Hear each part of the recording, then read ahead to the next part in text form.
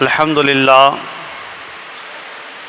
للہ رب العالمین والصلاة والسلام علی سید المرسلین وعلی آلہ واصحابہ اجمعین، اما بعد فاعوذ باللہ من الشیطان الرجیم، بسم اللہ الرحمن الرحیم۔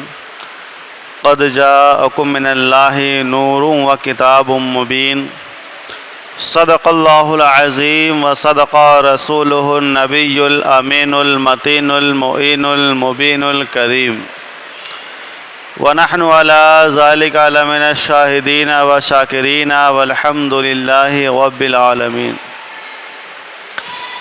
میرے عزیز ساتھیوں، آئیے ہم اور آپ سب سے پہلے پیارے آقا حضور صلی اللہ تعالیٰ علیہ وسلم کی بارگاہ میں درود شریف کا نذرانہ عقیدت پیش کریں۔ پڑھے باز بلند اللہ رب محمد صلی اللہ علیہ وسلم، نحن عباد محمد صلی اللہ علیہ وسلم، صلو علیہ صلاۃ و سلام علیک یا رسول اللہ یا نبی اللہ یا حبیب اللہ صلی اللہ تعالیٰ علیہ وآلہ وسلم۔ ماشاءاللہ، ابھی مجھ سے قبل آپ حضرات نے حافظ و قاری زاہد علی رضوی صاحب کا بہترین خطاب آپ نے سماعت فرمایا۔ ولادت مصطفیٰ صلی اللہ تعالیٰ علیہ وسلم پر بہترین روشنی ڈالی۔ سرکار اعلیٰ حضرت امام عشق و محبت الشاہ امام احمد رضا خان فاضل بلیلوی علیہ رحمت رضوان ارشاد فرماتے ہیں، صبح طیبہ میں ہوئی بڑھتا ہے باڑا نور کا، صبح طیبہ میں ہوئی بٹتا ہے باڑا نور کا، صدقہ لینے نور کا آیا ہے تارا نور کا، اور باغ طیبہ میں سہانا پھول پھولا نور کا، باغ طیبہ میں سہانا پھول پھولا نور کا، مست بوہیں بلبلیں پڑھتی ہیں کلمہ نور کا، اور میں گدا تو بادشاہ بھر دے پیالہ نور کا، میں گدا تو بادشاہ بھر دے پیالہ نور کا، نور دن دونا تیرا دے ڈال صدقہ نور کا۔ اور کیا یہ خوب ارشاد فرماتے ہیں، تیری نسل پاک میں ہے بچہ بچہ نور کا۔ یا رسول اللہ، تیری نسل پاک میں ہے بچہ بچہ نور کا، تو ہے عین نور تیرا سب گھرانہ نور کا، تو ہے عین نور تیرا سب گھرانہ نور کا۔ معزز سامعین کرام، خطبہ مسنہ کے بعد قرآن مجید فرقان حمید کی ایک آیت کریمہ تلاوت کرنے کا شرف حاصل کیا۔ رب العالمین قرآن مجید میں ارشاد فرماتا ہے، قد جاءکم من اللہ نور و کتاب مبین، تحقیق تمہارے پاس اللہ کی جانب سے ایک نور آیا اور ایک روشن کتاب۔ اس آیت مبارکہ میں اللہ رب العزت نے دو چیزوں کا ذکر فرمایا، ایک تو نور کا ذکر ہوا ہے اور دوسرا کتاب کا ذکر ہوا ہے۔ نور سے مراد مفسرین کرام فرماتے ہیں نور مصطفیٰ صلی اللہ تعالیٰ علیہ وآلہ وسلم ہے، اور کتاب سے مراد مفسرین کرام فرماتے ہیں قرآن مجید ہے۔ سبحان اللہ، یعنی اللہ رب العزت نے اس آیت مقدسہ میں قرآن کا ذکر فرمایا ہے اور نور مصطفیٰ کا ذکر فرمایا ہے۔ اگر میں اپنے انداز میں کہوں تو یوں سماعت کیجئے، ایک تذکرہ جو رب نے فرمایا ہے وہ قرآن فرمایا ہے، اور دوسرا جو تذکرہ فرمایا ہے وہ صاحب قرآن کا فرمایا ہے۔ سبحان اللہ۔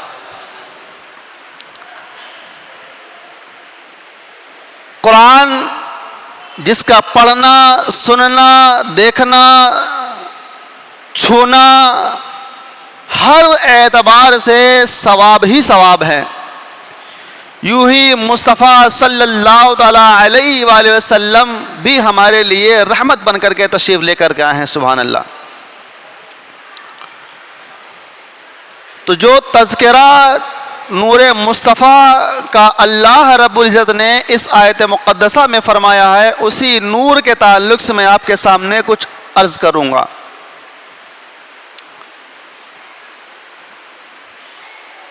حضرت جابر بن عبداللہ انصاری رضی اللہ تعالیٰ عنہ روایت کرتے ہیں، آپ کہتے ہیں کہ میں نے حضور صلی اللہ تعالیٰ علیہ وآلہ وسلم سے دریافت کیا، پوچھا کہ اے اللہ کے پیارے حبیب ذرا یہ بتائیں کہ اللہ رب العزت نے سب اشیاء میں، ساری چیزوں میں سب سے پہلے کس کو پیدا فرمایا ہے؟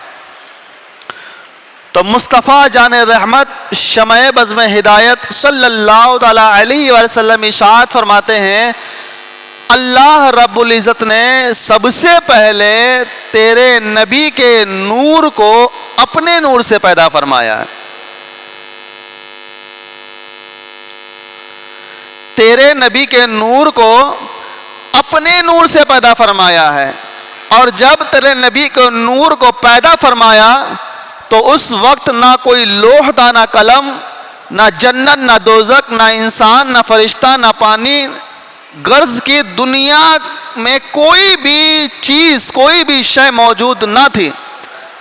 صرف اور صرف بننے والے نور مصطفیٰ موجود تھا اور بنانے والا اللہ رب العزت کا نور موجود تھا. سبحان اللہ.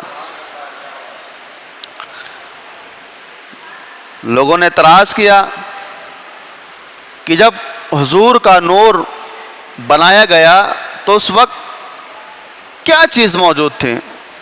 تو ہمارے علماء نے بہترین جواب فرمایا کہ جو لفظ کیا تم کہہ رہے ہو نا، یہ لفظ کیا بھی اس وقت موجود نہیں تھا جب حضور صلی اللہ تعالیٰ علیہ وسلم کا نور پاک پیدا کیا گیا. سبحان اللہ.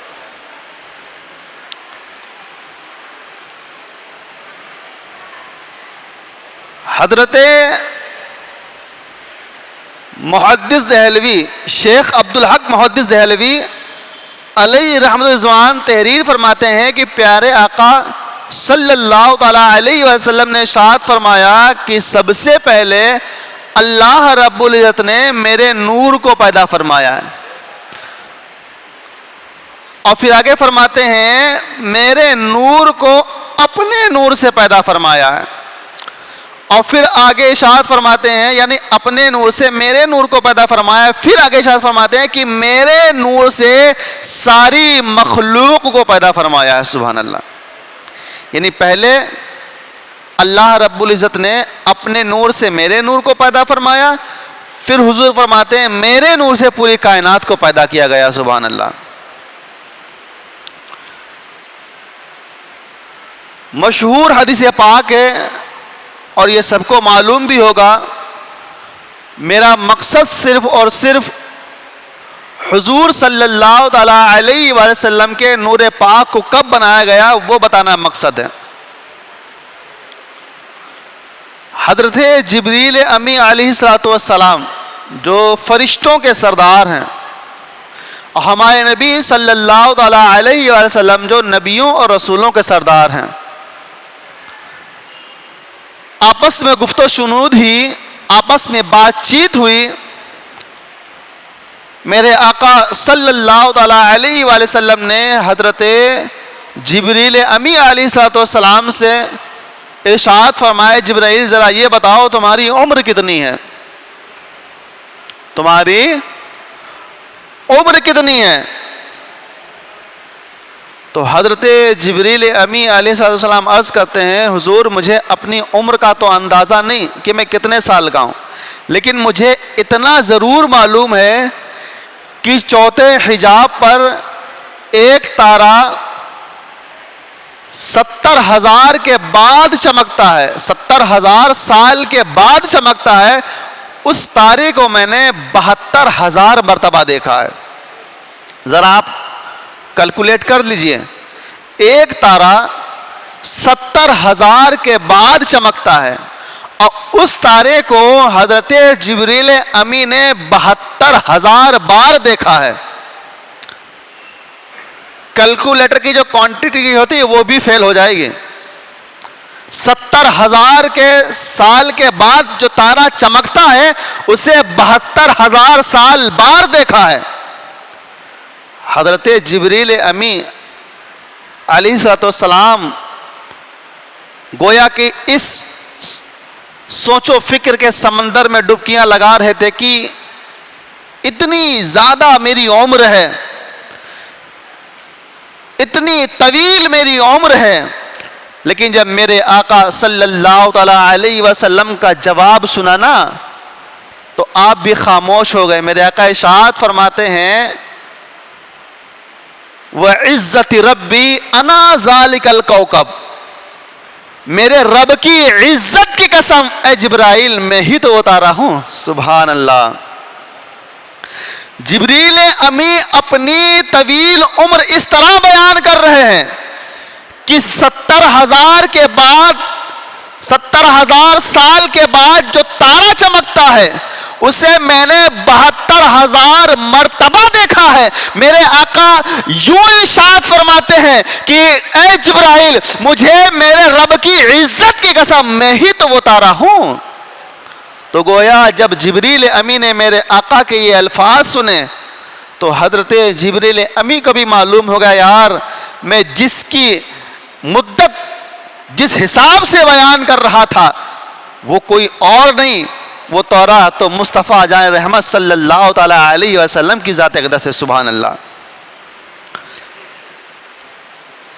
پیارے آقا صلی اللہ تعالی علیہ وسلم ارشاد فرماتے ہیں کہ میں اس وقت بھی نبی تھا جب حضرت آدم علی نبینا علیہ السلام آب و گل کے درمیان تھے. یعنی پانی اور مٹی کے جب درمیان حضرت آدم علیہ السلام تھے تب بھی میں نبی تھا. اور ایک روایت میں آتا ہے کہ میں اس وقت بھی نبی تھا جب حضرت آدم علیہ السلام جسد اور روح کے درمیان تھے, یعنی جسم اور روح کے درمیان تھے. یعنی آپ کا پتلا مبارک جو ہے مٹی کے ذریعے بنا دیا گیا اور پانی بھی اس میں شامل ہوا. تو جب وہ پانی اور مٹی کو شامل کر کے جب وہ ایک مجسمہ تیار کیا جا رہا تھا, آپ فرماتے ہیں میں اس وقت بھی نبی تھا. اور جب وہ مجسمہ بن کر کے تیار ہو گیا تو فرماتے ہیں اس جسم اور روح کے درمیان جب حضرت آدم علیہ السلام تھے, یعنی ان کے جسم میں جب روح نہیں تھی, میں اس وقت بھی نبی تھا. تو ذرا غور کریں, اس دنیا کے سب سے پہلے انسان ظاہری طور پر جو تشریف لے کر کے آئے جنہیں اللہ رب العزت نے خود اپنے دست قدرت سے بنایا ہے. سبحان اللہ. تو میرے آقا شاہ فرماتے ہیں میں ان سے بھی پہلے موجود تھا. اور ایک روایت میں تو یہ آتا ہے حضور صلی اللہ تعالی علیہ وسلم ارشاد فرماتے ہیں جب حضرت آدم علیہ السلام کی تخلیق ہوئی, جب حضرت آدم علی نبینا علیہ السلام کو بنایا گیا, میں اس سے 14,000 سال پہلے بھی رب کی بارگاہ میں حضور میں موجود تھا. سبحان اللہ. ذرا غور کریں, جب دنیا کے پہلے انسان کی تخلیق کی گئی اور ان کی تخلیق سے 14,000 سال قبل پیارے آقا صلی اللہ علیہ وسلم رب کی بارگاہ میں نور کی شکل میں موجود تھے. سبحان اللہ. اور 14,000 سال کے بعد جب حضرت آدم علی نبینا علیہ السلام کو پیدا کیا گیا, بنایا گیا, تو اللہ رب العزت نے اپنے پیارے محبوب صلی اللہ تعالی علیہ وسلم کا نور پاک جو ہے حضرت آدم علی نبینا علیہ السلام کی پیشانی میں رکھا. قرآن میں حکم ہوا نا فرشتوں کا کہ فرشتوں آدم کو سجدہ کرو. دراصل وہ سجدہ آدم کو نہیں تھا, وہ سجدہ جو تھا نور مصطفیٰ کو تھا. سبحان اللہ. ہمارے علماء مفسرین بیان فرماتے ہیں کہ جو آدم علی نبینا علیہ السلام کو سجدہ کرنے کا فرشتوں کو حکم دیا گیا کہ اے فرشتوں آدم کو سجدہ کرو, یہ سجدہ صرف اور صرف نور مصطفیٰ کی برکت تھی کہ جب نور مصطفیٰ آدم کی پیشانی میں پہنچا تو رب قدیر نے تمام فرشتوں کو حکم دے دیا کہ فرشتوں آدم کو سجدہ کرو اور آدم کی بارگاہ میں جھک جاؤ. اچھا، کچھ ایسے بھی لوگ ہوتے ہیں جن کے اندر میں پن، عقل پن بہت ہوتا ہے. فرشتوں کا سردار، معلم، جسے اللہ رب العزت نے ابلیس قرار دے دیا، شیطان مردود قرار دے دیا، اتنا زیادہ علم اس کو کہ وہ فرشتوں کا معلم تھا، فرشتوں کو پڑھاتا تھا. جب رب نے حکم دیا کہ اے فرشتوں آدم کو سجدہ کرو، تو ذرا غور کریں اس کے ذہن میں کیا بات آئی کہ آدم کو تو مٹی سے پیدا کیا گیا، آدم کو تو پانی اور مٹی سے بنایا گیا، اور پانی اور مٹی کی حقیقت ہے کہ وہ زمین پر رہا کرتے، اور مجھے تو آگ سے بنایا گیا ہے، اور آگ کی حقیقت یہ ہے کہ وہ اوپر کی طرف بھاگتی. تو اس کے ذہن میں فطور ایسا بیٹھا کہ اس نے سجدہ کرنے سے انکار کر دیا، اور ایسی پھٹکار برسی اس کے اوپر کہ اللہ رب العزت نے اس کو شیطان اور مردود قرار دے دیا. آج بھی کچھ اس کے چیلے ہیں، اس نے حضرت آدم علیہ السلام کو سجدہ کرنے سے انکار کیا تھا.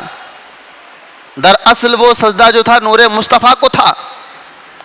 لیکن آج بھی کچھ ایسے بد عقل، بد قسمت، بد کردار لوگ ہمارے درمیان موجود ہیں جو حضور صلی اللہ تعالی علیہ وآلہ وسلم کی عزت و تعظیم کرنے کا انکار کرتے ہیں، جو حضور کی تعظیم کے لیے کھڑے ہونے کو شرک بدعت کے فتح لگاتے ہیں.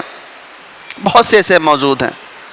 یاد رکھیں حضور صلی اللہ تعالی علیہ وسلم کا نور پاک یہ اس وقت بنا جب دنیا میں کوئی شے نہیں تھی، کوئی چیز نہیں تھی، یہاں تک کہ صرف بنانے والے اللہ رب العزت کا نور پاک موجود تھا، اور بننے والے محمد مصطفیٰ صلی اللہ تعالی علیہ وسلم کا نور پاک موجود تھا. دنیا میں جب اللہ رب العزت نے اپنے پیارے محبوب کو ظاہری بشری لباس پہنا کر کے بھیجا تو 70,000 پردوں میں چھپا کر کے نور مصطفیٰ کو بھیجا گیا.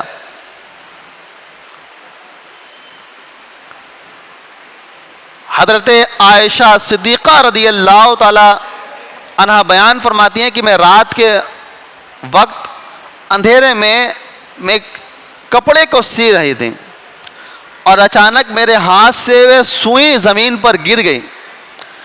میں اس سوئی کو بار بار تلاش کر رہی تھی، بار بار ڈھونڈ رہی تھی، پر وہ اندھیرے پن کی وجہ سے، تاریکی کی وجہ سے مجھے وہ سوئی مل نہیں رہی تھی. اب قابل غور جو بات ہے وہ میں آپ کے سامنے پیش کروں. حضرت عائشہ صدیقہ رضی اللہ تعالی عنہا بیان فرماتی ہیں کہ میرے آقا، میرے سرتاج تشریف لے آئے، اور جب تشریف لے کر کے آئے تو پوچھا اے عائشہ کیا ڈھونڈ رہی ہو؟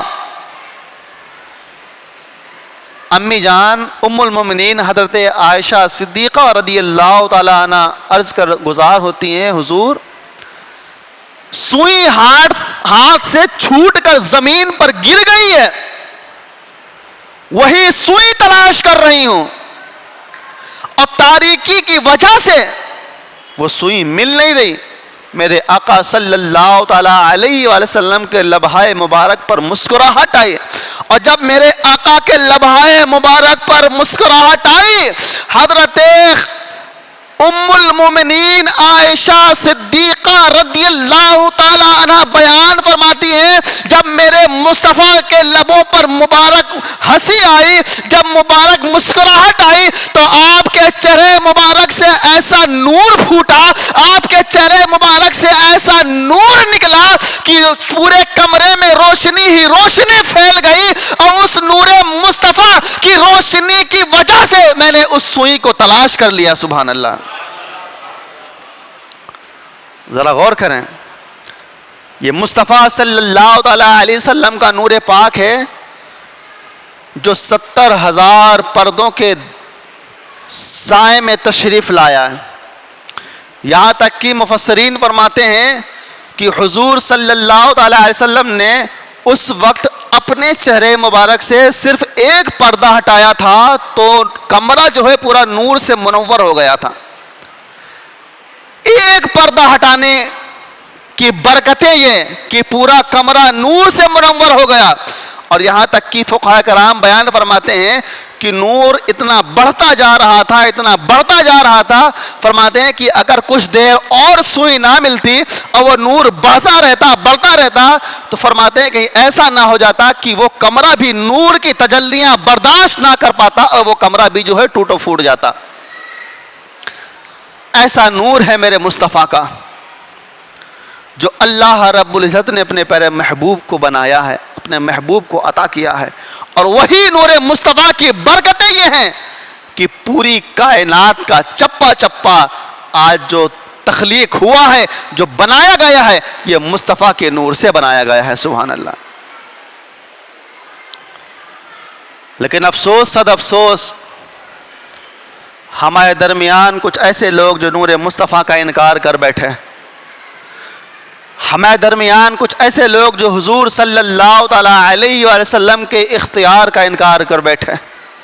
ہمارے درمیان کچھ ایسے لوگ جو حضور صلی اللہ تعالی علیہ وسلم کے غیب داں کا انکار کر بیٹھے.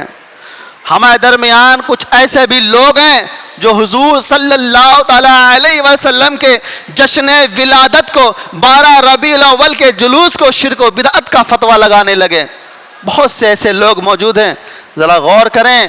لیکن ہمارے اسلاف نے ہمیں یہی بتایا ہے, ہمارے بزرگوں کا طریقہ یہی رہا ہے, بریلی کے تاجدار نے ہمیں یہی سبق دیا ہے, وہ جو نہ تھے تو کچھ نہ تھا, وہ جو نہ ہو تو کچھ نہ ہو, جان ہے وہ جہان کی, جان ہے تو جہان ہے.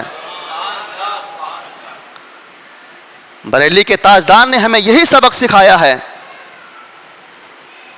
کہ جو کچھ ہے وہ سب مصطفیٰ کے دم سے ہے, جو کچھ ہے وہ مصطفیٰ کے در سے ہے, جو کچھ ہے وہ مصطفیٰ کے فضل و کرم سے ہے.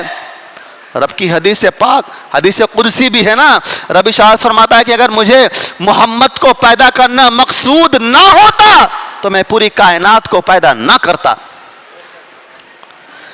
آج ہم اپنی قسمتوں پر ناز کریں کہ اللہ رب العزت نے اپنے پیارے محبوب کو بھی پیدا فرمایا, محبوب کو بھی بھیجا, اور محبوب کے وسیلے سے تمام دنیا والوں کو بھی پیدا فرمایا, اور دنیا والوں کی عیش و عشرت کے سارے ساز و سامان کا اہتمام بھی اللہ رب العزت نے فرمایا ہے. سبحان اللہ.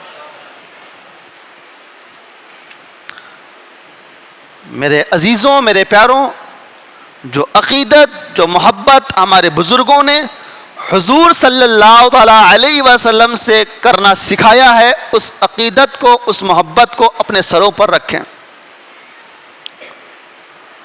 اگر ہم جلوس محمدی صلی اللہ تعالیٰ علیہ وسلم حضور کی محبت میں نکال ہیں تو اس جلوس محمدی کا ادب و احترام بھی ملحوظ رکھیں. کہیں ایسا نہ ہو کہ ہم جلوس محمدی کو نکالنے کے چکر میں غیر شرعی کاموں کو کر بیٹھیں اور ہم یہ سوچیں کہ ہم حضور کی محبت میں نکال رہے ہیں, حضور کو راضی کرنے کے چکر میں نکال رہے ہیں. یقیناً اگر غیر شرعی کام ہم نے اس میں شامل کر دیے تو اس سے ہمارے حضور ہم سے خوش نہیں ہوں گے, بلکہ ہمارے حضور کے دل کو ٹھیس پہنچے گی. آپ دیکھیں بہت سے ایسے علاقے ہیں, ایسی جگہ ہیں جہاں پر جلوس محمدی کے نام پر نہ جانے کیسی کیسی خرافاتیں کی جاتی ہیں. بڑے بڑے ڈی جے سسٹم کو بلایا جاتا ہے, ایسا کہ اگر وہاں پاس چند بزرگ کھڑے ہو جائیں تو ان کے دل دہل جائیں, ان کو اٹیک تک آ جائے. میرے پیاروں, ایسے ساؤنڈ سسٹم سے بچیں کہ جس سے عوام الناس کو تکلیف ہو. نارمل سا سادہ سا ساؤنڈ سسٹم رکھیں تاکہ آواز بس دوسروں تک پہنچ سکے, دوسروں کی جانوں کے لالے نہ پڑنے پائیں. اور اگر ہم جلوس محمدی میں نکل رہے ہیں تو حضور صلی اللہ تعالی علیہ وسلم کا شریعت کا لحاظ رکھیں. بہت سے لوگ ایسے بھی ہیں جو اس میں ناچتے اور کودتے ہیں, ہاتھوں میں رومال پکڑ کے چاروں طرف کھیل اڑاتے ہیں. جلوس محمدی کو ہم نے اپنی عیاشیوں کا اڈا بنا رکھا ہے. میرے عزیزوں, میرے پیاروں, اپنے کردار کو بدلو. جلوس محمدی میں جو خرافاتیں ہم نے شامل کی ہیں, ان خرافاتوں کو ختم کرنے کا حق بھی ہمارا ہے کہ جیسے ہم نے اس میں وہ شامل کی ہیں ویسے ان کو ہم ختم بھی کریں. قدم تو آگے بڑھاؤ, لیکن افسوس صد افسوس ہماری عوام سوتے جاگتے چاہے جس حال میں رہے لیکن اسے کوئی فرق نہیں پڑتا کہ شریعت پر کس طرح سے آنچ آ رہی, شریعت میں کس طرح تبدیلی کی جا رہی, شریعت میں کس طرح ہم خود بگاڑ پیدا کر رہے ہیں. ہماری عوام کو اس بات کا احساس نہیں ہوتا. اب بس اوقات تو ہمارے بعض علماء بھی ہیں, انہیں کوئی فکر نہیں ہوتی. بعض مقتدر لوگ بھی ہیں, بعض ائمہ حضرات بھی ہیں, ان کو اس بات کی فکر نہیں. کہاں شریعت کی دھجیاں اڑائی جا رہی ہیں, کہاں مصطفیٰ جان رحمت صلی اللہ تعالی علیہ وسلم کی شریعت سے کھیل کھیلا کیا جا رہا ہے, شریعت کو کھلواڑ بنایا جا رہا ہے. کبھی ان کو احساس نہیں ہوتا. ارے میرے عزیزوں, میرے پیاروں, چاہے عوام ہو, چاہے علماء ہو, چاہے ائمہ حضرات ہو, اگر ان کے دل میں عشق مصطفیٰ ہے تو میرے عزیزوں عشق مصطفیٰ کا تقاضا یہی ہے جہاں بھی خلاف شرع کام ہو ان کو روکنے کے لیے فوراً اپنے قدموں کو آگے بڑھایا جائے. اگر سامنے والا نہیں مانتا ہے تو کیا ہوا, اپنا فریضہ منع کرنے سے تو ہم ادا ہو جائیں. جو رب نے ہم پر فریضہ رکھا ہے, جو ہمیں مقتدر بنایا ہے, جو ہمیں علماء کی فہرست میں شامل کیا ہے, تو کم سے کم ہم اس کا حق تو ادا کریں. صرف کھانے اور پینے اور لیٹنے اور سونے کے لیے تو ہر کوئی آتا ہے. ہم بھی آئے, آپ بھی آئے, دنیا میں نہ جانے کتنے لوگ آئے, لیکن اصل حقیقت, اصل بات جو ہے مصطفیٰ کی ذات ہے. ہمارا تعلق سے حضور صلی اللہ تعالی علیہ وسلم کی ذات اقدس سے ہے. اور یہی وجہ ہے, چاہے مسلمان پلیا کا ہو یا ضلع لکھیم پور کا ہو یا پوری دنیا کے کونے کونے کہیں کا بھی کوئی بھی مسلمان ہو, چاہے کسی دیش کا مسلمان ہو, اگر ہم اس سے محبت کرتے ہیں تو مصطفیٰ صلی اللہ تعالی علیہ وسلم کے کلمہ پڑھنے کی بنیاد پر کرتے ہیں. کہ ہم نے بھی مصطفیٰ کا کلمہ پڑھا ہے اور دیگر علاقے والے بھی, دیگر ملک والے بھی حضور کا کلمہ پڑھ رہے ہیں. بس یہی کلمے کی نسبت ہے جو ہم اور آپ کے دلوں میں ایک دوسرے کے درمیان محبت پیدا کرتا ہے. تو میرے عزیزوں, حضور صلی اللہ تعالیٰ علیہ وسلم سے محبت کا اظہار جس طرح ہم کرتے ہیں وہ اظہار ہمارا شریفانہ ہونا چاہیے. ہم حضور صلی اللہ تعالیٰ علیہ وسلم کی عقیدت میں جو جلوس محمدی نکالتے ہیں وہ جلوس محمدی ہمارا شریعت کے مطابق ہونا چاہیے. بسا اوقات تو کچھ ایسے بھی ہوتے ہیں نہ اذان کا پتہ, نہ صلات کا پتہ, نہ نماز کا پتہ, جلوس محمدی کے لیے نکل پڑے تو پھر پورا دن غائب ہیں. چاہے ظہر کی اذان ہو, عصر کی اذان ہو, مغرب کی اذان ہو, عشاء کی اذان ہو, کوئی فرق نہیں پڑتا, ساری نمازیں قضا ہیں اور نام دے رہے ہیں کہ ہم جلوس محمدی میں شامل تھے. جلوس محمدی صلی اللہ تعالیٰ علیہ وسلم نکالنا مستحب کام ہے, بزرگوں کا طریقہ ہے, بزرگوں کی سنت ہے. لیکن نماز پڑھنا تو یہ اہم الفرائض ہے, تمام عبادتوں میں سب سے افضل ہے. اور ہم نے مستحبات کام کے چکر میں, مباح کام کے چکر میں ہم نے فرض و واجب کو طاق پر کے اتار کر کے رکھ دیا. اپنے افعال و کردار کو بدلو, اپنے اندر انقلاب پیدا کرو, اپنے اندر بدلاؤ پیدا کرو. اگر آج ہمارے اندر بدلاؤ آ گیا تو یقیناً اگر آج نہیں, اس سال نہیں, اگلے سال نہیں, تو آنے والے 4 5 سال 10 سال میں ایک ایسا انقلاب پیدا ہوگا, لوگ جلوس محمدی کو دیکھ کر کے یہ کہنے پر مجبور ہو جائیں گے جو پلیا کے اندر جلوس محمدی نکالا جاتا ہے وہ غیر شرعی امور کا مجمع نہیں ہوتا ہے بلکہ شریعت کے مطابق جلوس محمدی کو نکالا جاتا ہے. بدلاؤ کون پیدا کرے گا؟ ہم اگر چاہتے ہیں کہ جلوس محمدی میں بدلاؤ لائیں، شریعت کے مطابق لے کے لائیں، تو اس میں ہمیں اپنے قدموں کو آگے بڑھانا ہوگا. جتنے بھی انجمنیں ہیں، جتنے بھی جلوس نکالنے والے ہیں یا جلوس میں شرکت کرنے والے ہیں، وہ سارے کے سارے لوگ یہ عہد کر لیں کہ ہم صرف اور صرف حضور کے نام پر جلوس محمدی میں وہی کام کریں گے جس کو میرے مصطفیٰ نے اجازت دی ہوگی. اور ساتھ ہی ساتھ میں آپ لوگوں سے ایک محبت بھرے لہجے میں بات کرنا چاہوں گا کہ اپنے گھر کی عورتوں کو، ماں بہنوں کو سمجھائیں کہ جلوس محمدی میں شامل نہ ہو. یہ جلوس عورتوں کے لیے نہیں ہے، یہ جلوس حضور صلی اللہ تعالی علیہ وسلم کے سچے غلاموں کے لیے ہے. تو اپنے گھروں پہ سمجھائیں اور بتائیں کہ جلوس محمدی میں دیکھنے کی غرض سے بھی نہ نکلیں، اور رات میں جو پوری رات ادھر ادھر گھومتے رہتے ہیں، چاروں طرف جو شہر میں سجاوٹیں ہوتی ہیں اس کو دیکھنے کے لیے ہمارے گھر کی ماں بہنیں نکل پڑتی ہیں. محبت سے سمجھائیں، اس سال نہیں مانے تو اگلے سال، اگلے سال، اگلے سال. اس بار ایک گھر کی مان گئی، دو گھر کی مان گئی، یہ کے بعد دیکھیے اگر ہم بارہا مسلسل سمجھاتے رہیں گے، مجھے یقین ہے ہماری اسلامی ماں اور بہنوں نے بھی مصطفیٰ کا کلمہ پڑھا ہے. جس نبی کا کلمہ ہم نے پڑھا ہے اسی نبی کا کلمہ ہماری اسلامی ماں اور بہنوں نے بھی پڑھا ہے. اگر ہم سمجھاتے رہیں گے تو ایمان کا تقاضا بھی یہی ہے کہ ہم بھی مانیں گے اور ہماری اسلامی ماں اور بہنیں بھی مانتی ہوئی نظر آئیں گے. بس رب کی بارگاہ میں دعا ہے مولا کریم پروردگار عالم ہم سبوں کو سننے سے زیادہ عمل کرنے کی توفیق عطا فرمائے. استغفر اللہ ربی من کل ذنب واتوب الیہ. السلام علیکم ورحمۃ اللہ تعالی وبرکاتہ.